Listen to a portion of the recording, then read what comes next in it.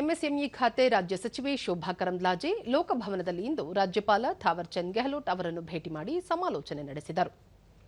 ಈ ಕುರಿತು ಸಾಮಾಜಿಕ ಜಾಲತಾಣದಲ್ಲಿ ಮಾಹಿತಿ ಹಂಚಿಕೊಂಡಿರುವ ಶೋಭಾ ಕರಂದ್ಲಾಜೆ, ರಾಜ್ಯ ಸರ್ಕಾರ ಕರ್ನಾಟಕ ಸರ್ಕಾರಿ ಉದ್ಯಾನವನಗಳ ಸಂರಕ್ಷಣೆ ತಿದ್ದುಪಡಿ ಮಸೂದೆ ಜಾರಿಗೆ ತರಲು ಮುಂದಾಗಿರುವುದು ಉದ್ಯಾನವನಗಳನ್ನು ರಕ್ಷಿಸಿರುವ ಮೇಲಿನ ದಾಳಿಯಾಗಿದೆ ಎಂದು ತಿಳಿಸಿದ್ದಾರೆ.